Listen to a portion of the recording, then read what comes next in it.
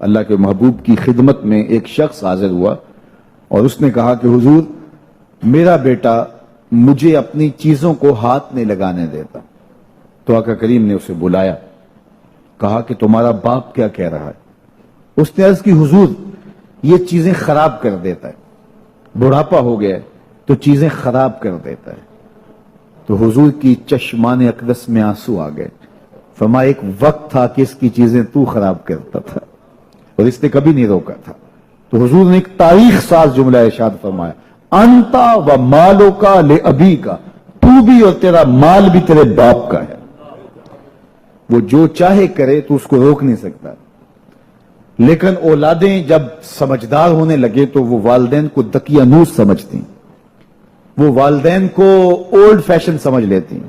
وہ سمجھتی ہیں کہ یہ تو جدید دور کے تقاضوں کو جانتی نہیں, حالانکہ والدین نے چکی کی طرح زمانے کو پیسا ہوتا ہے اور حالات کے جبر کو سہا ہوتا ہے اور تجربات کی چکی میں خود پسے ہوتے ہیں اور انہیں پتا ہوتا ہے کہ جو ہے وہ کیسے زندگی گزارنی ہے. اگرچہ وہ جدید دنیا کی اصطلاحات سے واقف نہ ہوں اور جدید زبانوں اور لہجوں سے آگاہ نہ ہوں, جدید فیشن میں نہ آتے ہوں, لیکن حالات کو کیسے گزارنا ہے یہ انہوں نے اپنے تجربات سے سیکھا ہوا ہوتا ہے. اور اولاد اگر ان کی اتباع کرتی ہے تو وہ سرخرو ہوتی ہے.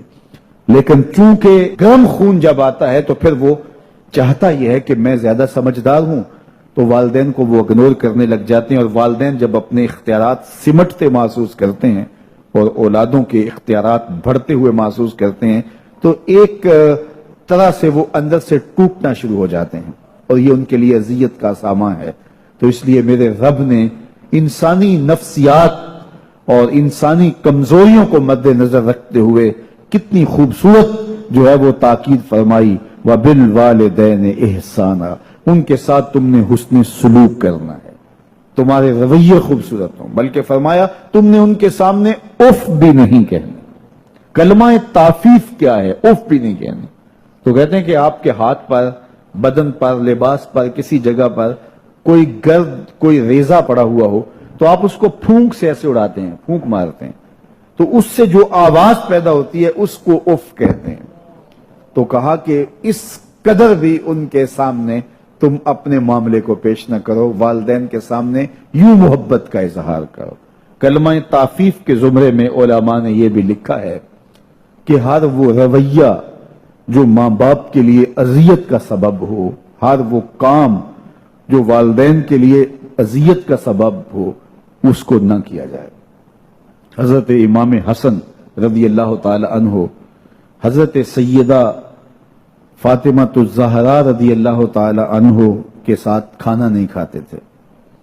ایک دن انہوں نے کہا بیٹا میری آرزو ہے کہ تم میرے ساتھ کھانا کھاؤ, لیکن میں دیکھتی ہوں کہ تم میرے ساتھ کھانا نہیں لیتے ہو.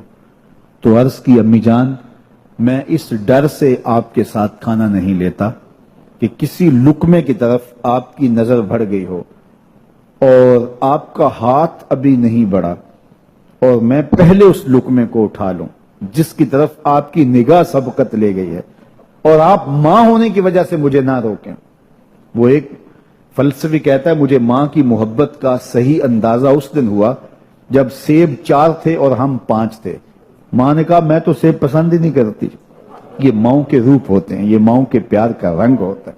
تو کہا کوئی لقمہ اچھا ہو اور آپ کی نظر بڑھ گئی ہو لیکن میرا ہاتھ پہلے بڑھ جائے اور آپ اس وجہ سے کہ آپ ماں ہیں تو آپ جو ہے وہ اس کی طرف ہاتھ نہ بڑھائیں, تو میں اس ڈر سے آپ کے ساتھ بیٹھ کے کھانا نہیں کھاتا.